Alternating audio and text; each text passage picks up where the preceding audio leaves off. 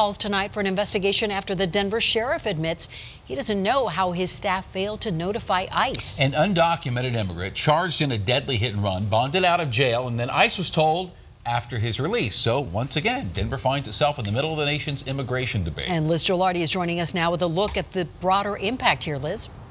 And Shannon, Denver is once again being criticized in a case where someone died and questions about how an undocumented immigrant was handled by our jails. Here's the timeline. Ivan Zamarripa-Castaneda is charged with vehicular homicide in a crash that happened on I-70, March 3rd. On Saturday, the Denver jail released him at 5:28 p.m., then notified ICE more than an hour later at 6:33. For some reason, and that's what we're investigating now, for some reason that notification wasn't made. It wasn't realized until after he left our custody. Sheriff Patrick Furman says they made a mistake and ordered a review. A politically costly mistake that puts our Colorado community in the national spotlight once again.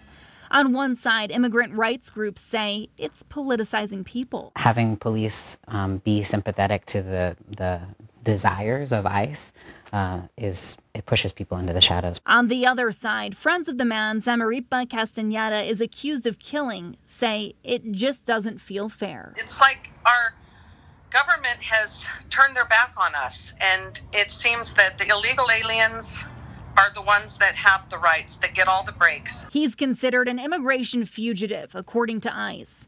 Just a year ago, Attorney General Jeff Sessions called out the Denver jail for giving immigration officials a 25-minute heads up before releasing this man, Ever Valles. Months later, he was involved in a deadly robbery and sentenced to 29 years in prison last week. The American people are not happy with these results. And Sessions is suing California over its immigration policies. A group of Colorado GOP lawmakers were just in Washington, D.C. at the White House pushing for tougher immigration enforcement for so-called sanctuary cities. One of those lawmakers telling me tonight he'd like to see similar legal action as to what's happening in California happening here. Reporting live, Liz Gilardi, Denver 7. Thank you, Liz.